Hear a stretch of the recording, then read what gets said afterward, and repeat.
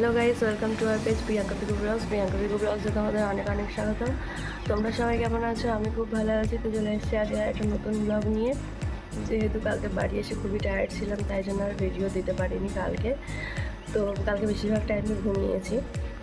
তো আজকে সকালবেলায় মানে কালকে দুপুরে ঘুমানোর জন্য আজকে কিন্তু রাতে ঠিকঠাক করে ঘুমায়নি, অনেক কি দেরিতে ঘুমিয়েছি। আর উঠেছি অনেকক্ষণ আগেই, তো এখন বিছানা ছাড়লাম। উঠে এখন দেখো ওয়েদারটা আমার এত সুন্দর লাগছে, কি বলবো, মানে এতদিন পর মনে আমি এরকম মেঘলা ওয়েদার দেখছি। না ওখানে থাকতে তো আমি না সেরকম বৃষ্টি দেখেছি, না সেরকম ওয়েদার দেখেছি। এখানে আসার পর ওয়েদারটা আমার এত ভালো লাগছে, কি বলবো। আমি এখনো বিছানাও গোছাইনি, বিছানা টিছানা গোছাবো। ওয়েদারটা তার আগে তোমরা দেখো, দেখি দেখো ভিউটা দেখো। এটা কিন্তু আমি আমার জানলা দিয়ে দেখাচ্ছি। হ্যাঁ, আমাদের বাড়ির পাশের ভিউটা কিন্তু ঠিক এইরকম। আর ওদিকে আকাশে মেঘও ডাকছে একটু একটু। তারপরে দেখো আমি এখানে কিন্তু বিছানাটা ভালো করে গুছিয়ে নিচ্ছি।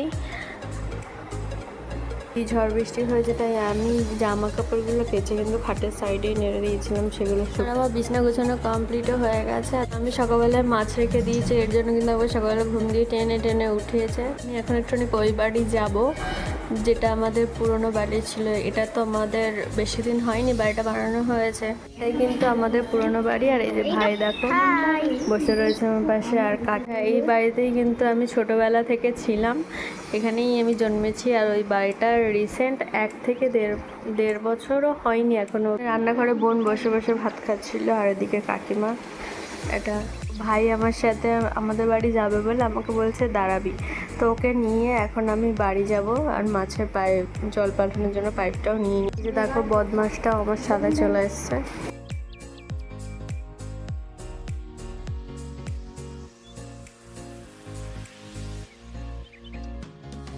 আরে দেখো, যেহেতু সকালবেলা থেকে আমাদের বাড়িতেই ছিল, তাই কিন্তু ওকে আমি চান করিয়ে নিয়ে চলে এসেছি। আর ও কিন্তু কোনো জামা কাপড় আনেনি, তাই জন্য ওকে আমি এখন আমার বোনের জামা কাপড় পরে দেবো। আর আমি এখানে রান্না করেছি কাতলা মাছের ঝোল, যেটা দেখালাম জিরে বাটা দিয়ে। আর ওকে খাইয়ে দিয়েছি আমি। এখন ওকে কিন্তু আমি বোনের জামা কাপড় পরে দিয়েছি। কেমন লাগছে তোমরা একটু কমেন্ট করে বলো। ও তো খুবই লজ্জা পাচ্ছে, আর ও এখন একটু ফোন। কিন্তু আমার স্নান করা কমপ্লিট হয়ে গেছে। আর দেখো আমি ভাইকে চান করিয়ে ঠরিয়ে খাইয়ে দাইয়ে ঘুমাতে বলেছি, ও এখনো অবধি চোখ পিট করছে। ও ভাবছে ও খুব চালাক, ও চুপচাপ শুয়ে থাকবে, আমি কিছু বললাম। বলেছে গান চালিয়ে দিতে, গান চালিয়ে দিয়েছিলাম। এতক্ষণ ধরে চান করেছি আমি, মাছের জল পরিষ্কার করেছি, এই যে। ও তাও এখনো ঘুমায়নি। তাই সেদিনকে শরীরটা ভালো না থাকার কারণে আমি কিন্তু আর ভিডিওটা কন্টিনিউ করতে পারিনি। আর কন্টিনিউ না করার কারণে তোমাদের কাছে ক্ষমা চেয়ে নিচ্ছি। আর তারপরে আমাদের ট্রেন জার্নিটা কেন এত কষ্টকর ছিল সেটা তোমাদের সঙ্গে একটু শর্টে শেয়ার করে নিই। তো আমাদের ট্রেন জার্নিটা খারাপ হওয়ার কারণ একটাই, যে ট্রেন প্রথমত আমাদের ছিল 14 ঘন্টা লেট। যেখানে আমাদের ওয়ার্ধায় ট্রেন ঢোকার কথা ছিল, তোমাদের তো বলেছিলাম সকাল 8টা 5-এ। আর সেখানে কিন্তু আমাদের ট্রেন ঢুকেছে রাত্রির 11:30টায়। সেটা গেল, তার উপর হাওড়া আসতে আসতে প্রায় আরও অনেক লেট করেছে। যেখানে ঢোকার কথা ছিল 11:30টায়, সেখানে ঢুকেছে রাত্রির 1:30টায়। তোমাদের ক্লিপটা দেখিয়েছিলাম 1:36-এ আমরা কিন্তু হাওড়া নেমেছিলাম। আর আমাদের হাওড়া থেকে তো 10টা 10-এর ট্রেন, আমরা কিন্তু সেই ট্রেনটাও পাইনি। তো সেটা তো স্বাভাবিক, পাবোই না। সারা রাত কিন্তু আমাদেরকে হাওড়াতেই কাটাতে হয়েছিল। আর সবথেকে বড় কথা, স্নান করিনি বলে আরও অস্বস্তি লাগছিলো। আর আমি তো ট্রেনের খাবার একদমই খেতে পারি না। আর এতটা পরিমাণে গরম ছিল যে ট্রেনের ভিতর থাকা যাচ্ছিল না, কি বলবো। মানে আমি তো ওড়না ভেজাচ্ছিলাম আর গায়ে দিচ্ছিলাম, এতটা অস্বস্তি হচ্ছিল। তো সেই কারণে আমাদের কিন্তু বাড়ি আসার কথা ছিল 29 তারিখ সকালবেলায়। তো আমাদের টিকিটটা ছিল কিন্তু 28শে মে। সেখানে 29 তারিখ সকালে আমরা বাড়ি পৌঁছে যেতাম। কিন্তু ট্রেনটা প্রায় একটা দিন আমাদের লেট করিয়ে দিয়েছে। তার জন্য কিন্তু একটা দিন আমাদের এক্সট্রা বাদ চলে গেল। তো সেই কারণে আর তো এসে তো সেদিনকে ভিডিও দিইনি। তোমরা তো দেখিয়েছিলে, দেইপুর স্টেশন অবধি এসে লাস্ট অবধি ভিডিও দিয়েছিলাম, তারপরে আর দিতে পারিনি।